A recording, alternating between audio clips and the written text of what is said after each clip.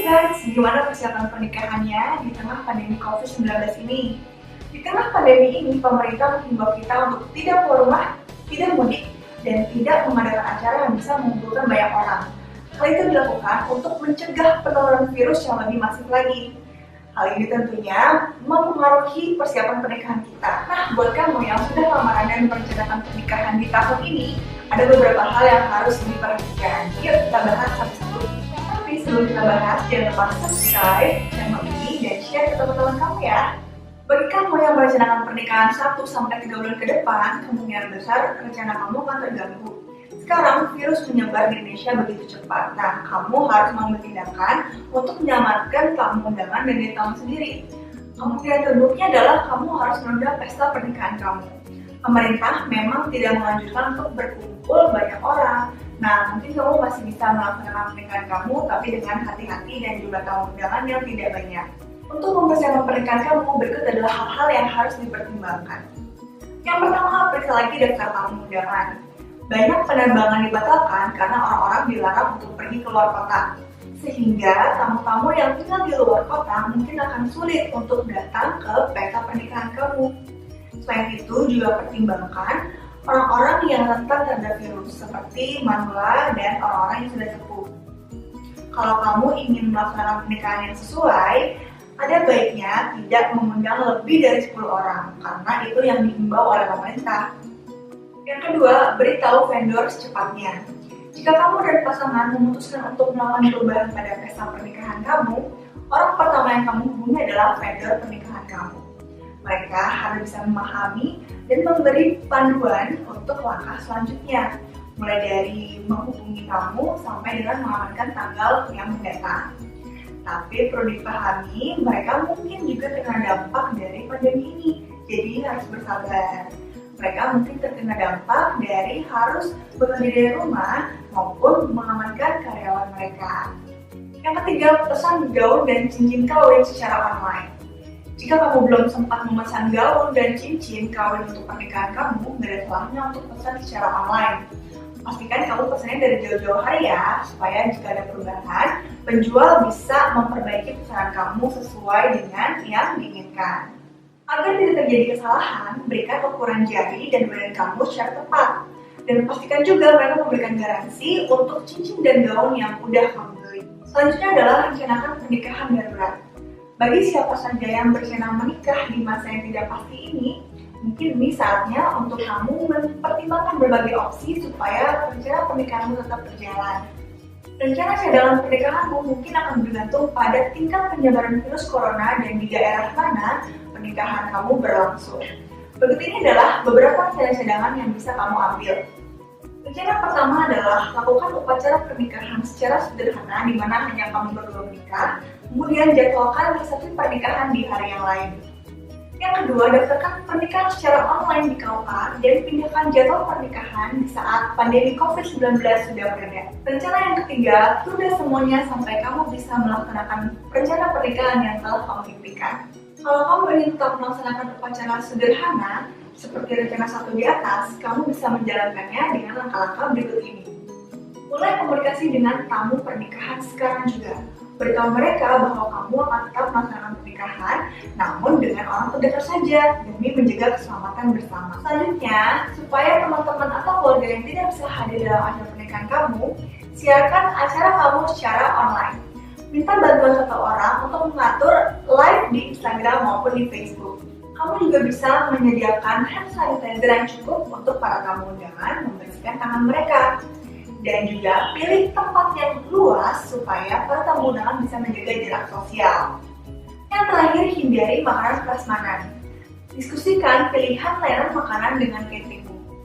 Menyajikan makanan prasmanan di kondisi seperti ini bisa berpotensi membahayakan banyak orang. Tanyakan kepada cateringmu alternatif lain yang bisa diambil untuk menyajikan makanan.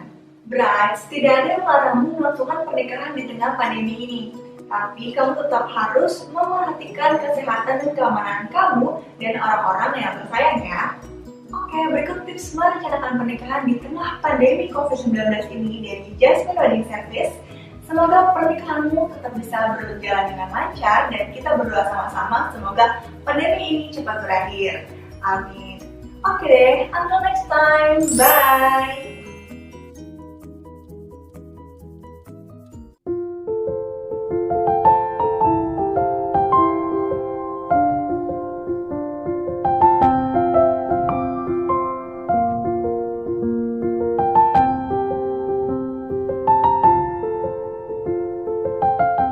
Hai guys, assalamualaikum warahmatullahi wabarakatuh. Balik lagi bareng aku Cina Media. Jadi di video kali ini sesuai dengan judulnya, aku akan ngebahas budget akad nikah plus budget prewedding semasa pandemi COVID seperti sekarang ini. Nah, jadi hari ini pas aku lagi record video ini adalah tanggal 4 September 2020 dan tepat 1 bulan aku udah nikah. Jadi aku tuh nikah kemarin tanggal 4 Agustus 2020. Jadi udah banyak banget nih teman-teman yang nge-DM, "Kak, share dong budget nikahnya yang kemarin," terus share tentang review vendor dan lain-lain sebagainya. Jadi di video kali ini aku akan bahas semuanya secara tuntas. Jadi teman-teman, aku harap nggak ada yang skip video ini supaya informasinya tuh tersampaikan dengan jelas semuanya. Nah, oke, langsung aja. Di sini aku akan membahas terlebih dahulu tentang prewedding. Nah, jadi di prewedding ini vendor yang aku gunakan saat itu adalah Raden Anissa Brides. Nah, jadi waktu itu aku prewednya itu di Bandung. Jadi kayak ada paketan gitu. Jadi dia itu udah ada foto, terus ada busananya juga atau gaunnya juga, terus udah termasuk juga dengan make upnya gitu. Dan itu waktu itu totalnya adalah Rp2.800.000. Terus aku langsung chat adminnya dan aku pengen banget pakai suntiang. Ternyata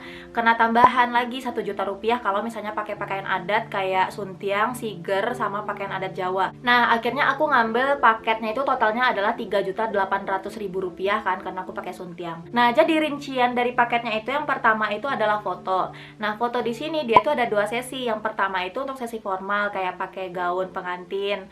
Nah, terus untuk yang sesi kedua itu dia temanya casual. Nah, casual ini untuk kostumnya itu tuh si pihak yang mau prewed yang bakal menyediakan gitu. Jadi pihak Raden Anissanya cuman menyediakan yang untuk sesi pertama aja gitu. Terus di sini yang kedua itu kita juga dapat busana. Di sana itu kita bisa bebas milih busana. Di sana tuh ada banyak banget jenis gaun dan gaun itu benar-benar cantik-cantik banget, bagus-bagus banget gaunnya. Nah, terus yang ketiga dia itu juga udah menyediakan make upnya. Jadi benar-benar kita pas kesana itu tinggal kayak bawa badan aja gitu loh bagi yang cewek. Nah, tapi kemarin itu aku kena charge 100.000 lagi karena aku tuh kemarin nggak bawa soft lens kan, karena aku pengen pakai soft lens, ya udah aku pakai soft lens dari Raden Anissa Brides itu. Akhirnya total semuanya yang aku bayar adalah Rp3.900.000 untuk prewed itu. Nah, terus selanjutnya di sini aku akan ngebahas barang yang aku beli di Shopee untuk kebutuhan prewed.